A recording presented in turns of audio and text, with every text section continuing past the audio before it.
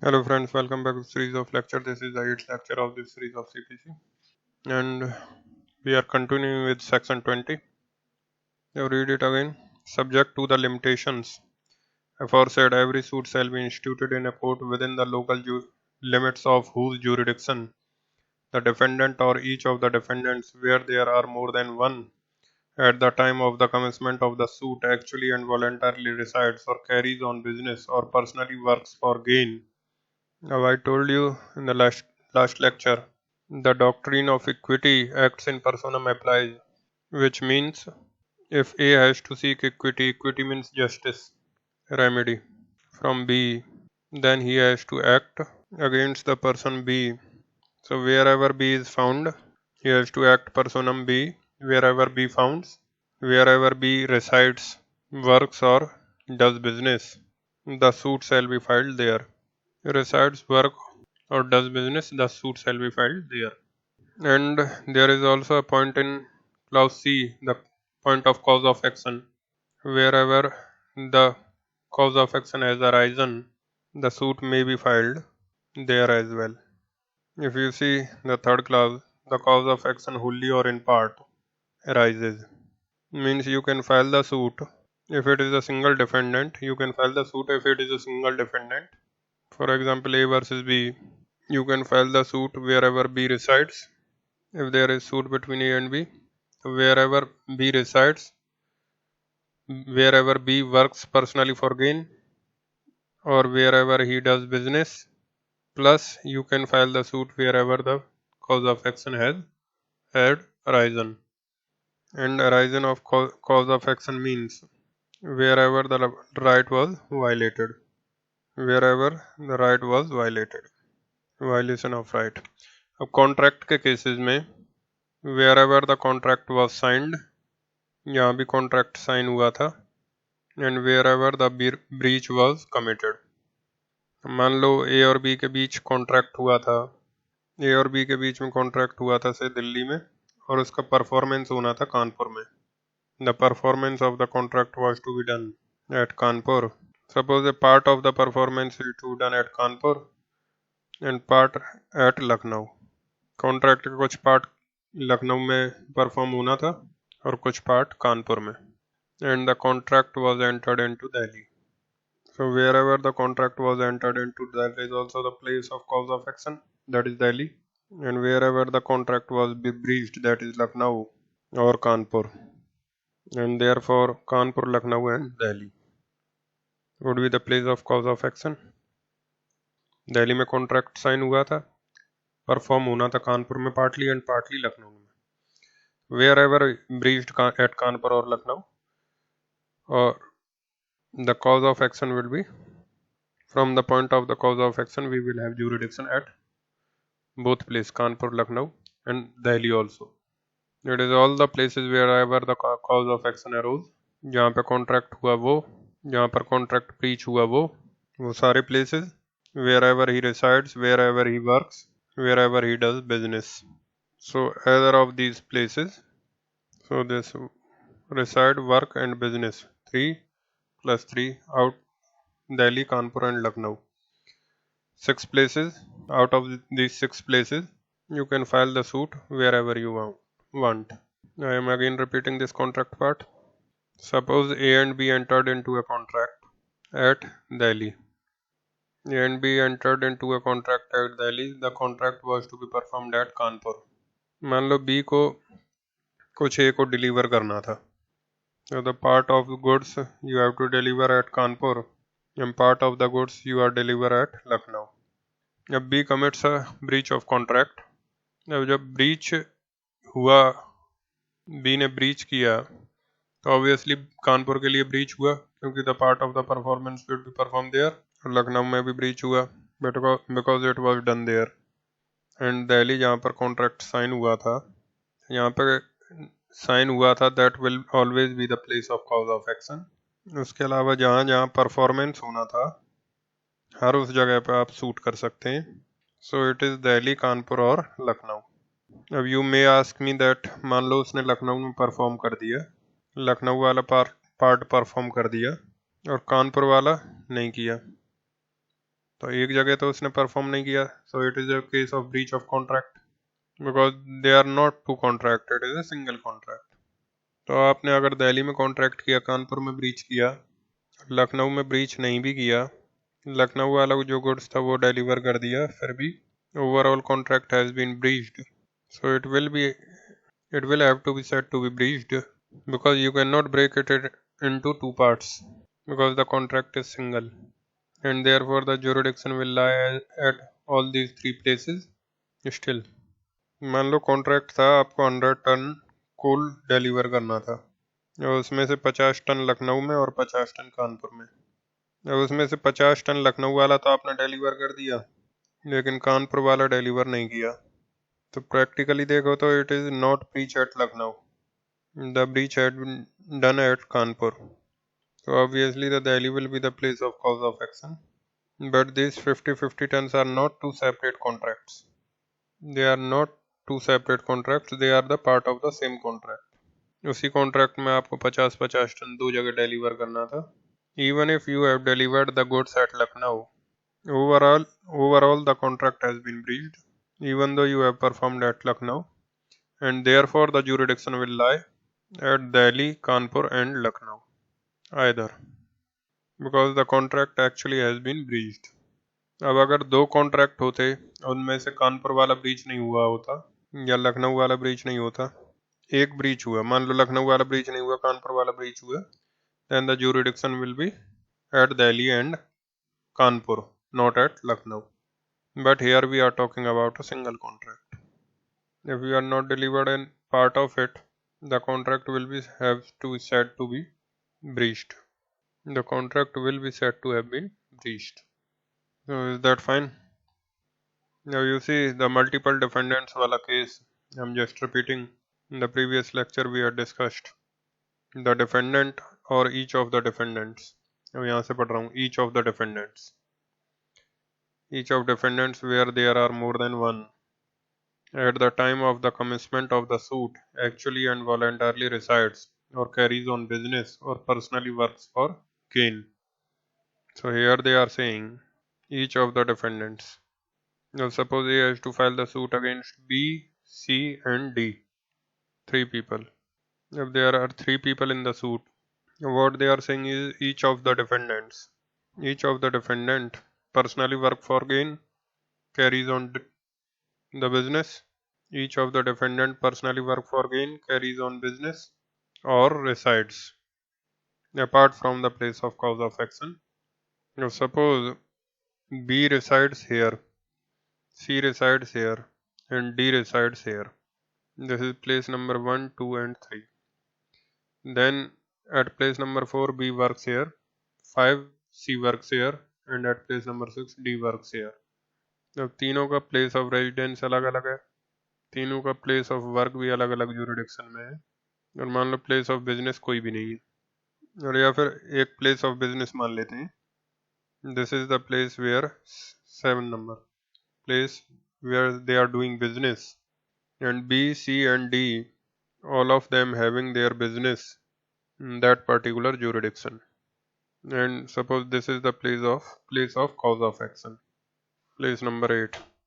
अब as per clause A jurisdiction कहाँ पर होगा, देखो they are saying each of the defendants where there are more than one at the time of the commencement of the suit actually and voluntarily resides or carries on business, actually and voluntarily resides or carries on business, each of them they are saying, मतलब कोई ऐसी जगह जहाँ पर तीनों के तीनों एक साथ हों, कोई ऐसे कोर्ट का जुरिडिक्शन जिसके जुरिडिक्शन में तीनों के तीनों रेसिडेंट हों या वर्क करते हों या बिजनेस करते हों, वैसी कोई कॉमन जगह आपको ढूंढनी पड़ेगी, अदरवाइज कॉज ऑफ एक्शन वाली जगह पर तो सूट कर ही सकते हो।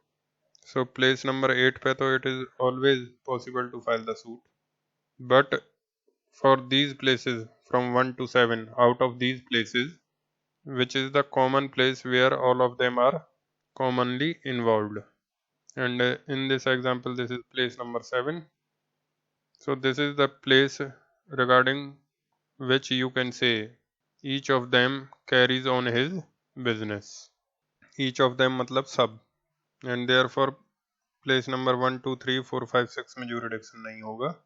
As per clause 1, the jurisdiction will lie either at place 7 or at place 8. As per clause A, it is only 7, and as per clause C, it is 8. So 8 मैंने लिखा है as per clause C. As per clause A, it is only 7 common place, but 8 मैंने लिखा है as per clause C. So is that fine? Now next you see the second clause. They are saying any of the defendants. अब यहाँ पर each नहीं लिख रहे हैं. They are saying they are writing any of the defendants where there are more than one at the time of the commencement of the suit actually and voluntarily resides or carries on business or personally works for gain, provided that in such case either the leave of the court is given or the defendants who do not reside or carry on business or personally works for gain as aforesaid acquiesce in such institution. So here they are saying अगर एक से ज़्यादा defendants हैं, there are more than one defendants and they are staying in separate areas doing business etc at separate areas, फिर भी आप उनमें से किसी एक जगह पे सूट कर सकते हो. अब यहाँ पर जैसे मान लो ए को सूट करना है बी और सी के खिलाफ, मान लो ए को सूट करना है बी और सी के खिलाफ, तो बी का रेजिडेंस मान लो ये है, सी का ये है, बी का वर्क प्लेस ये है और सी का वर्क प्लेस ये है 4. मान लो प्लेस ऑफ बिजनेस कोई नहीं है, बिजनेस नहीं करते. अब इन दोनों का एरिया तो अलग अलग है, कॉमन प्लेस कोई भी नहीं है. अब place of cause of action पर तो आप हमेशा कर सकते हो by virtue of clause C, उसको भूल जाइए अभी आप. Place of cause of action पे तो you can always file the suit by virtue of clause C, but as far as these 4 places are concerned, as far as these 4 places is concerned, इन चार जगहों में किसी एक जगह पे सूट क्लाउज ए में तो नहीं कर सकते, लेकिन क्लाउज बी में आप कर सकते हो. अब मान लो ए ने सूट कर दिया प्लेस नंबर 1 पर. अब place number 1 is the place for the convenience of B because B resides there, but that is not a place of convenience for C because C does not reside there. So will the court allow the suit to be continued there? If the answer is या तो C acquiesce कर ले, acquiesce मतलब जब उसको सम्मन जाए और सम्मन में उसने ऑब्जेक्शन रेज नहीं किया, सम्मन के रिप्लाई में जो WS में उसने ऑब्जेक्शन रेज नहीं किया और सीधा पॉइंट्स पे उसने WS फाइल कर दिया, मतलब क्या, he has acquiesced to the jurisdiction of that particular court. He has acquiesced to the jurisdiction of that particular court. या फिर he raises the objection into the court and the court after hearing allow the suit to be continued to that place. So court can do that if the court finds that it is not a place of inconvenience for C. Court देखेगा वहाँ पर क्या C को नुकसान होने वाला है. If the court finds that C को कोई नुकसान नहीं होगा, he is nearby only. लेकिन अगर वहाँ से शिफ्ट कर दो सूट को तो B को शायद ज़्यादा नुकसान हो जाएगा. And therefore the court may grant permission to continue the suit at place number 1. So either of these, या तो दूसरे डिफेंडेंट ने एक्वाइज कर दिया हो by his conduct, by not objecting to it, या फिर दूसरे डिफेंडेंट ने ऑब्जेक्शन रेज किया हो, कोर्ट ने हियरिंग करी हो, and after the hearing the court has come to the conclusion, hearing के बाद कोर्ट ने डिसाइड किया कि this place is the proper place where the suit can be continued. So that is where the suit can continue at place 1 despite the fact that C is not connected to that place. तो इस example के ऊपर लिख लो आप एक बार. Right. In reference to clause B, if there are multiple defendants and it is found that there is no place where there is any common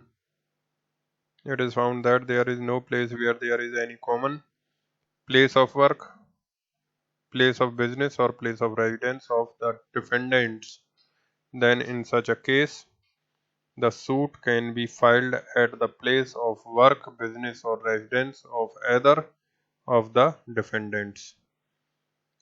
In the above case, the other defendants may acquiesce to the to the jurisdiction of that particular court by not objecting to the jurisdiction and filing the written statement without any objection. हालांकि आप बाद में भी amendment of pleading करके objection raise कर सकती हो, लेकिन शुरू में नहीं किया तो कोर्ट में not allow you later on because of objection of jurisdiction था, तो इस तरीके का ऑब्जेक्शन आपको शुरू में ही रेज करना चाहिए था. But you can later on also raise that objection by amendment of pleading. आगे लिखो, if either of the defendants raises the objection, comma, the court will conduct a hearing between the parties and it may permit the trial of the suit within that jurisdiction. ठीक. अब next we have to move into explanation. एक बार in the previous lecture we had discussed, but एक और बार समझा रहा हूँ मैं आपको. A corporation shall be deemed to carry on business at its sole or principal office in India or in respect of any cause of action arising at any place where it has also a subordinate office at such place. We have bifurcated this in several parts if you remember. One is if a corporation has a sole office, मतलब corporation के branches नहीं है. One is the corporation has sole office. One is corporation has sole office, it does not have branches. अब obviously अगर कोई branches है ही नहीं तो place of business sole office ही माना जाएगा. So this will be called the place of business. अब if the corporation have one principal office plus the branches, तो फिर place of business क्या होगा? Place of business will be the place where the principal office is situated. और यहाँ पर एक presumption है, if you read the latter part, इसके context में एक presumption है that the cause of action or a part of it did not arise at either of these places. Cause of action या cause of action का part इनमें से किसी भी जगह पर arise नहीं हुआ था. अगर cause of action इनमें से किसी भी जगह पर arise हुआ था, then the latter part of the explanation works. और latter part क्या कह रहा है? और in respect of any cause of action arising at any place where it has also a subordinate office at such place.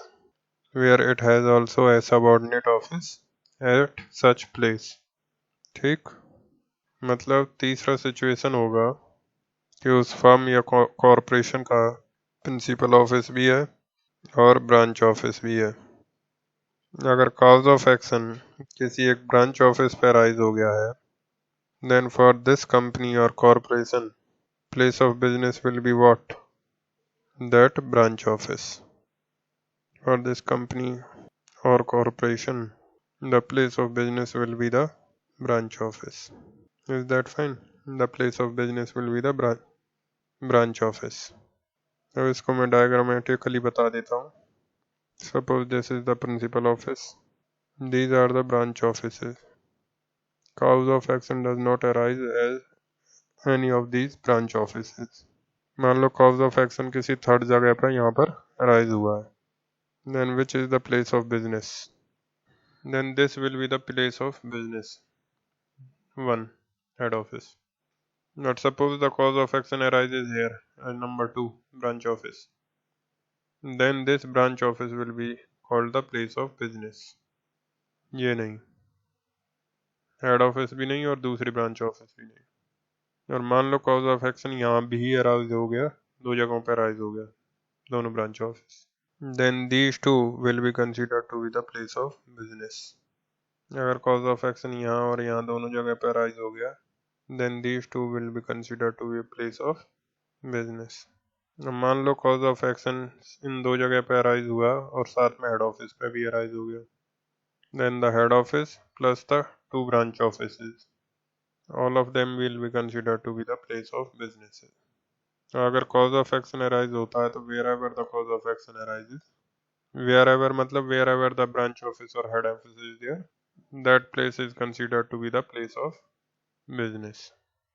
So If the cause of action arises here, then this will be the place of business.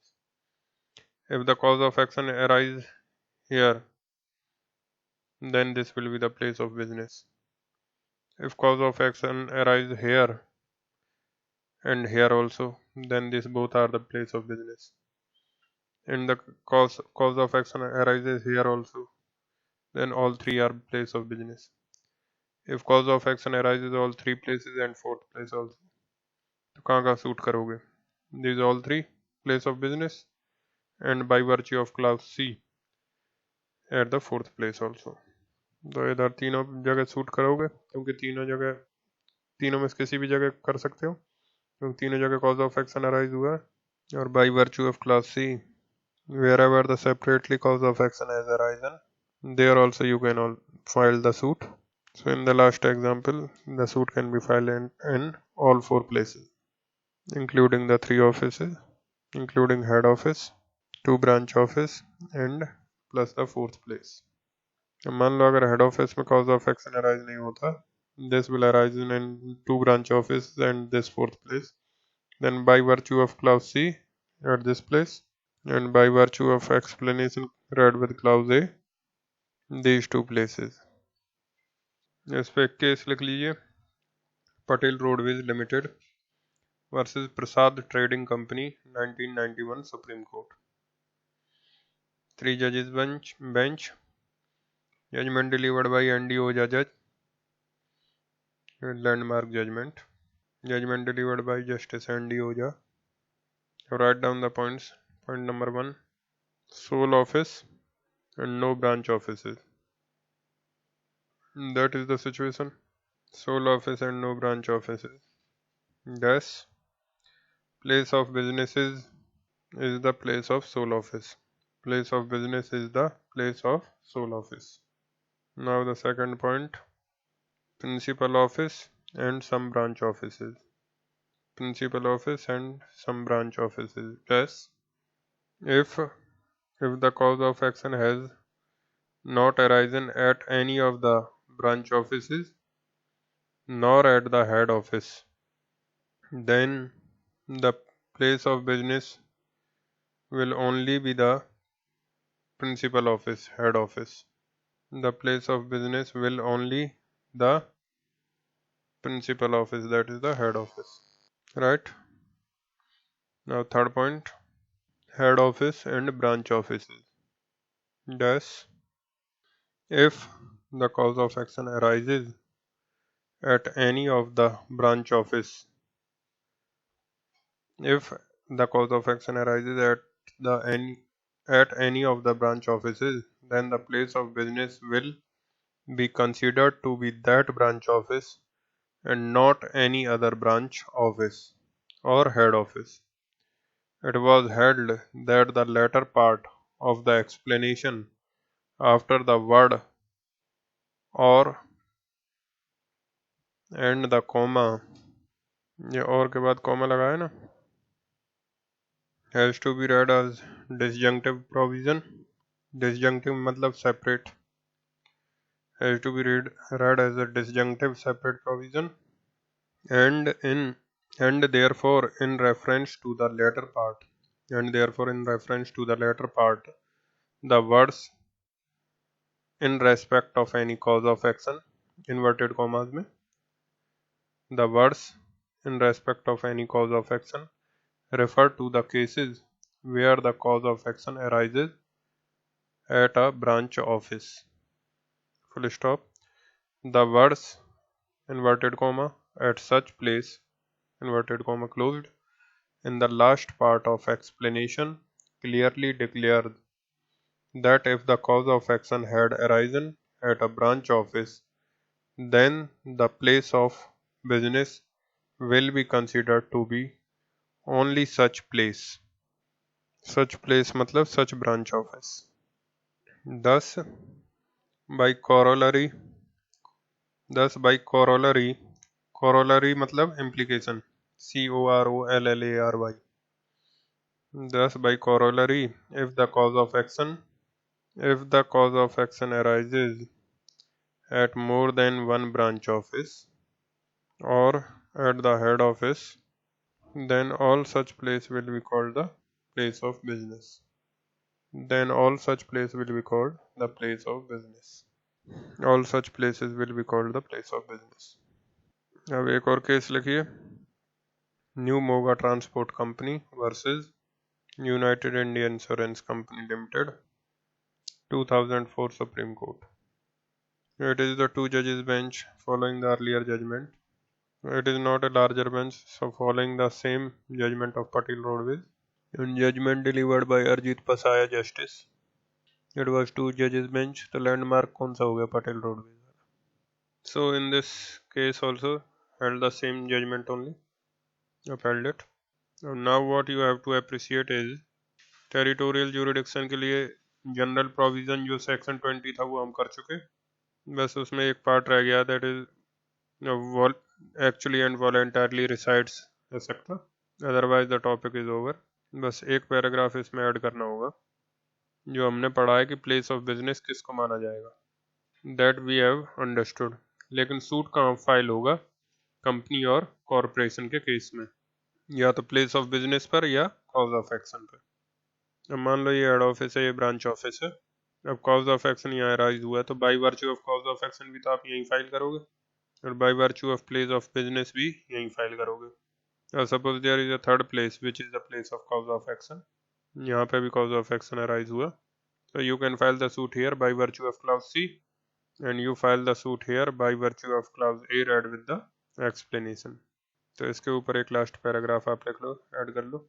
Next paragraph में लिख लो, in the above cases, that is also from the Patel Roadways case.